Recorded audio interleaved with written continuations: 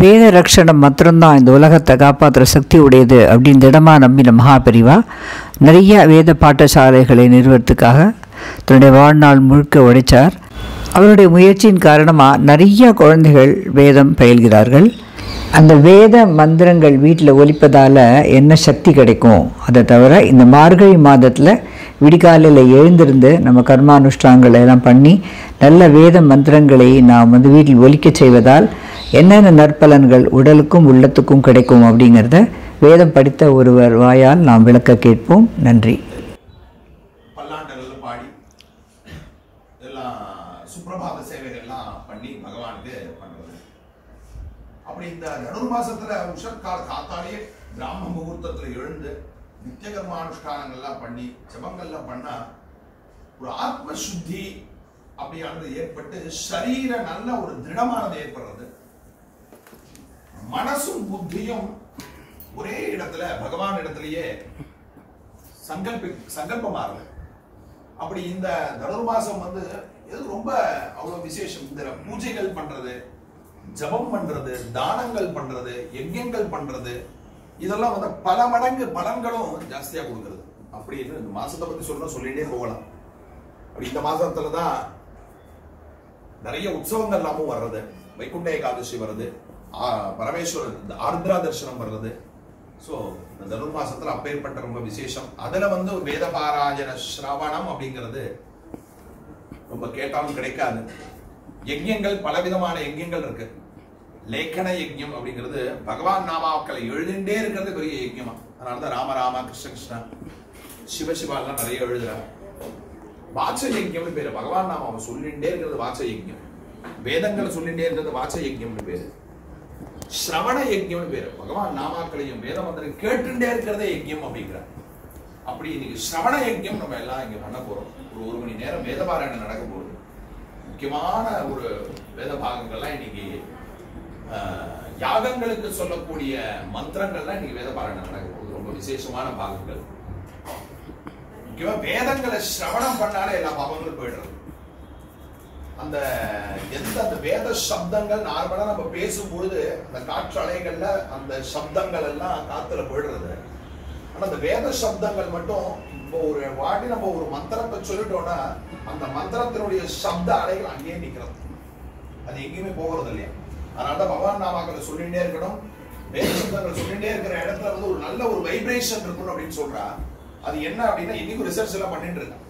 இந்த சவுண்டுல அந்த சப்தங்கள் எங்க இருக்கு, அது எப்படி இருக்கு அப்படிங்கறத ரிசர்ச் பண்ணிட்டே இருக்காங்க. சப்த பிரம்மம்னு பேரு. வேதத்துக்கு சவுண்டுக்கு சப்த பிரம்மம்னு பேரு. பரமேஸ்வரனுடைய மூச்சு காற்றா வர்றது அந்த வேதம். சோ அந்த சப்தங்களை கேட்க கேட்க அவ்வளோ ஒரு மகத்துவம் சரீரத்துல ஒரு திடமானது ஏற்படுறது. இதே மாமாவர்கள் சப்தம் எப்படி நம்ம மனச தாக்குறது அப்படிங்கிறதுக்கு ஒரு உதாரணம் சொன்னேன். இன்னொரு உதாரணம், மாமா இருக்கார், மாமா சௌக்கியமா மாமா அப்படின்னு நான் கேட்கிறேன். அது ரொம்ப பிரியமா கேட்கிறாரே அப்படிங்கிறது. இதே மாமா சௌக்கியமாங்கிற வேர்ட நான் மாமா சௌக்கியமா அப்படின்னா ஒரே வேர்டு அந்த சப்தத்தினுடைய சவுண்ட் என்ன மாதிரி இப்படி கேட்கிறாரு, ஏதோ துணியில கேட்கிறாரு அப்படின்னா குணத்தை மாத்துறது இல்லையா?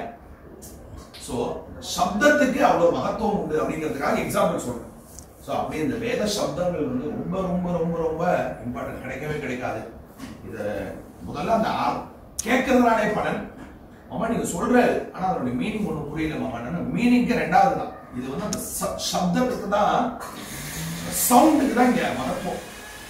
அது ஒவ்வொரு அக்ஷரமா விஷயங்கள் தான் கோத்து சவுண்டுக்கு தான் அந்த வேத சப்தங்கள். அதுக்கு தான் ஸ்வர அக்ஷரங்கள்லாம் பிசிறு இல்லாம சொல்லணும். இதுக்கு தான் பிராக்டிஸ். 7 வருஷம் 8 வருஷம் 10 வருஷம் பிராக்டிஸ் ஆகுது. பிசிறு இல்லாம சொல்லணும். நீங்க காஷ்மீர்ல ஒருத்தர் ஒரு ருத்ரன் சொன்னா கன்னியாகுமரியில ஒருத்தர் சொல்ற ருத்ரத்துக்கு சேமா இருக்கு. 2 பேரும் சேர்ந்து சொன்னா ஒரே மாதிரி சொல்லுவோம். ஏன்னா குரு சிஷ்யர் அப்படி அபியாசம் பண்ணிருக்காங்க. ஏன்னா அந்த சவுண்டை அவ்வளவு பாதுகாத்துக்கு அதுக்கு முக்கியத்துவம் கொடுத்து அப்படி பண்ணியிருக்கான். அப்படி வேதம் பல மகான்கள் மூலியமா அப்படியே ரட்சிச்சிருக்காங்க. மிக பார்த்தெல்லாம் தாத்தா பாட்டிலாம் பார்த்தா கிரபாடிகள், சௌதிகள், சாஸ்திரிகள், இப்படி தீட்சிதர்கள் யஜ்ஞங்கள் பண்ணவாலதான் இருப்பான். ஒரு 2 ஜெனரேஷன் நம்மளால பண்ண முடியல. பட் அந்த வேத சப்தங்கள் தான் நீங்க உலகத்தையே பஞ்சபூதங்களுக்கே ஒரு சக்தியாக இருக்கு. அப்பேற்பட்ட வேத சப்தத்துக்கு கிடைக்கக்கூடிய ஒரு பாக்கியம் நமக்கு கிடைச்சிருக்கு. இன்னைக்கு எங்கெல்லாம் வேத சப்தம் இருக்கோ அங்கதான் அதுக்குதான் பவனம்னு பேர். அதனால நித்திய வேத ஆத்திரம் எல்லாம் ஏதோ பகவான் நாமாக்கள் காத்தால சாயந்தரம் ஒரு விஷ்ணு சஹஸ்ரநாமம் போறது, லலிதா சஹஸ்ரநாமம் போறது, ஒரு கந்த சஷ்டி கவசம், ஒரு வேத சப்தங்கள், ஒரு தெரிஞ்ச சூக்தங்கள் வந்து நமக்கு மாது சொல்லணும் அப்படின்னு சொல்ல அந்த சப்தங்கள் அப்படியே இருந்து அது ஒரு நல்ல ஒரு வைப்ரேஷன். அதுக்குதான் பவனம்னு பேரா வீணா. வேத சப்தங்கள் பகவான் நாமாக்கள்லாம் இல்லைன்னா அது பேர் பவனம் இல்லை. பவனத்துல பாபடும், பாபடுனா வனம், காடாது, வீட்டுல காடு அப்படிங்கிறாங்க.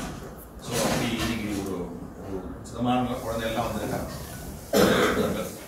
ஒரு மணி நேரம் வேத பாராயணம் போது அப்படியே நிதானமா உட்காந்து சிரவணம் பண்ணாலே சிரவணம் யஜ்யம் பண்றது பெரிய ஒரு பாக்கியம். அது எல்லாம் சிரவணம் பண்ணுவோம். நம பார்வதி பதயே ஹர ஹர மகாதேவா.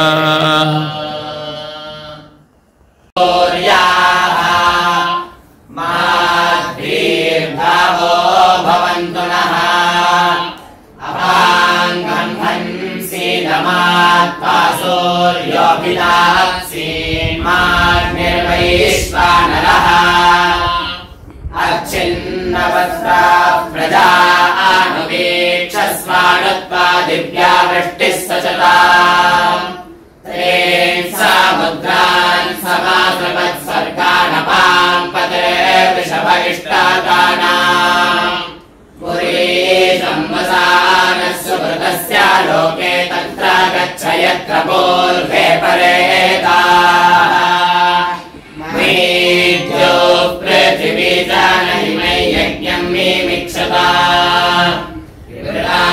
नो भरीमभिः विष्णोः कर्माणि पश्यत यतो भ्रतानि पस्पशे इन्द्रस्य युज्यः सखा ध्रुवासि धरुणेको यज्ञे प्रथममेभ्यो योनिभ्यो अधिजातवेदा दृष्टुभा च देवेभ्यो हव्यम् वाहतु प्रजानन् विशेराये रामस्वसहासे द्युम्न ऊर्जे अवत्याय सम्राडासि स्वराडासि सारस्वतोत्तोत्सौ प्रावाता. இப்படி கொஞ்ச நேரம் அந்த வேத சப்தம் கேட்டதே நம்ம உடலும் உள்ளமும் புத்துணர்ச்சி அடைஞ்ச மாதிரியான ஒரு உணர்வு நமக்குள்ள வருகிறது. வேத மாதாவை ரட்சிப்போம், நாமும் எல்லா வளங்களும் பெறுவோம். மகா பெரியவா சரணம்.